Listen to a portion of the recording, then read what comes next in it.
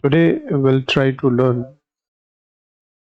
or you can say today we'll try to experiment with primary key using various options available with primary key.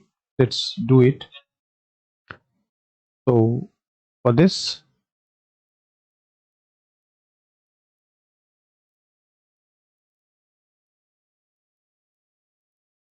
I have a table that is student. So let's see DESC student.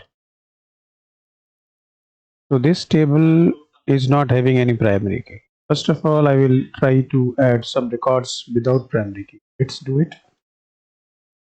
Select, not select, insert into student, values, inside bracket, roll number say 1, name Raman, comma class let's say BCA, then semester say 1, comma semester is character type, fine, quotes close, comma is say 140.00. So with semicolon I will try to insert record. So you can see that one record is created. Now if I want to repeat the same, if I want to enter the same record, I can do it. Why? Because there is no primary key associated with any of the column. But if we add a primary key, then we'll see the difference. Secondly, suppose I am trying to give null value to first field, that is roll number. I can do that.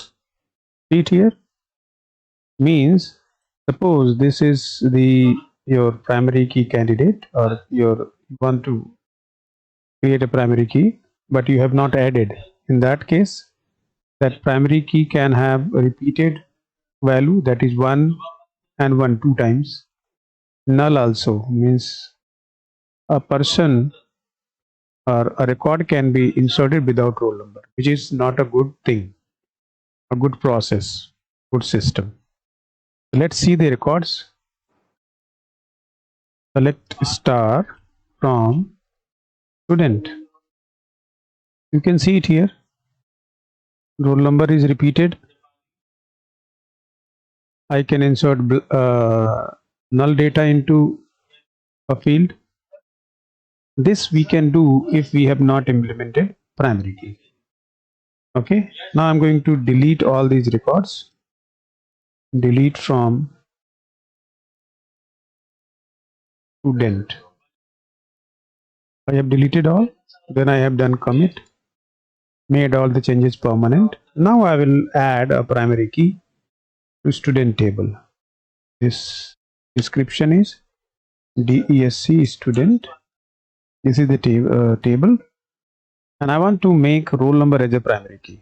So as we all know that this student table is already there in place. What I will do, I will use alter table student, add what, primary key, add not primary key, add constraint, PRAINT.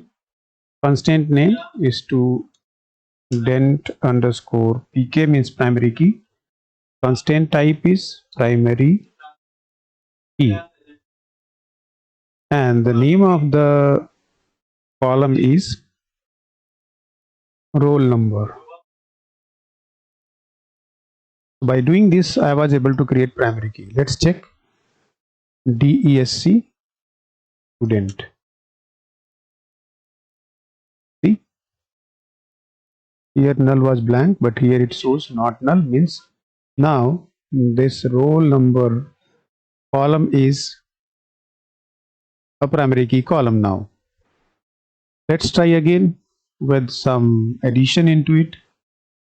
What I have done, I have added one record. This is perfectly fine, but I'm trying to do the same, but I will not be able to do. See, it says unique constraint violated. This means that roll number cannot be duplicated. Roll number cannot be duplicated. Okay. So this is the first limitation put on the column which is a primary key. Second, let me try to insert null data into it.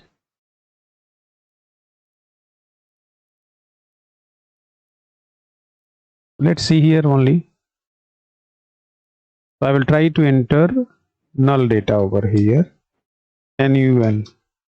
This primary, if a column is having a primary key constraint added, it will not allow null. See, let me put semicolon. It says cannot insert null into, means this null is not allowed.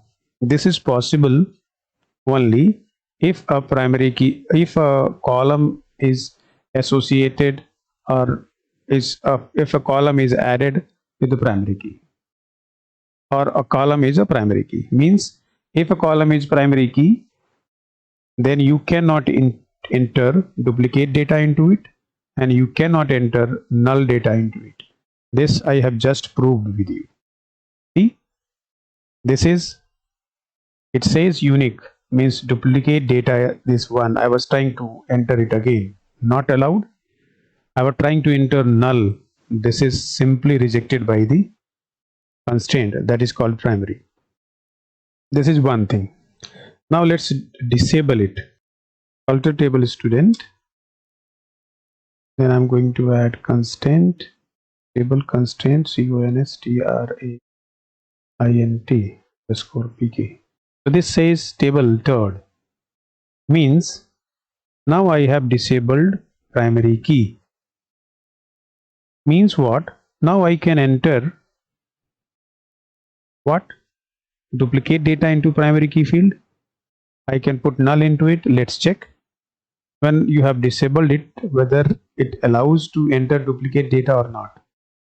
Let's see. This is duplicate data entered. Why I was able to do? Because I have just disabled the, what I have disabled? I have disabled the primary key of that table. Now let me try to enter null value into it. This is the data with null value. Null. So if I enter, means if you disable a primary key, you will be able to violate primary key rules. Basically means you will be able to enter duplicate data, you will be able to enter null value into it. Clear? That's fine. Now try to enable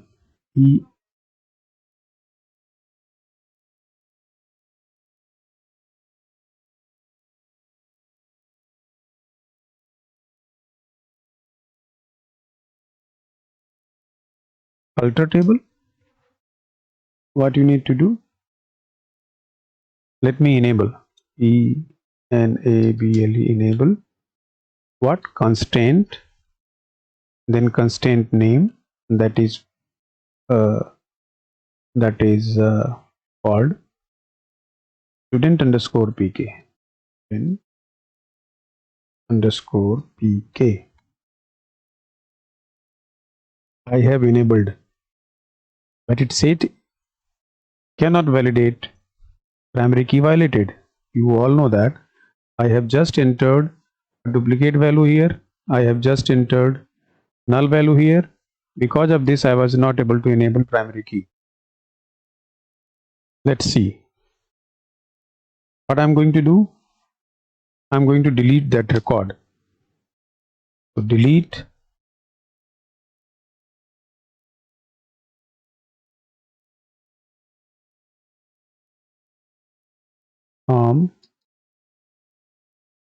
student. I have deleted all records. Either you delete one record only, or you can delete all records. Means now try to, means there is no records which can violate primary key. What will happen? Now I will enable it, and it is possible to enable. See it here. I have just enabled the primary key. Now if I try to enter duplicate data into it, let's see, duplicate. First time there is no problem because everything is unique. Second time I won't be able to do because primary key is in action. Third time I am trying to do with null. It here I am trying to add null, and we all know that primary key in place. So again I am not able to do. So now you can understand the effect of enabling a primary key, effect of disabling a primary key. Even suppose if you have disabled a primary key and after disabling you have entered some duplicate data into the primary key column, and you have entered some null data into the primary key column, and afterwards you try to enable primary key, not possible. But as you will try to enable, it will check the whether that all data is as per rule or not. The rule says that primary key column should not be blank or any records, or it cannot have duplicate value. So that was all about primary key constraints hands-on, which we have done. And the last point, drop.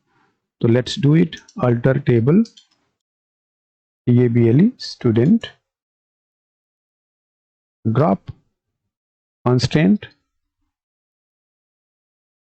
and then constraint name is student underscore pk. Student is the name of the table, pk is the name of the primary key. Now I am able to drop. Now there is no primary key. Want to check it? You can enter a duplicate record, you will be able to understand. See, after dropping this primary key, I was able to enter null data into primary key field. That's how. Thank you so much for watching. Have a nice day ahead. Please subscribe my channel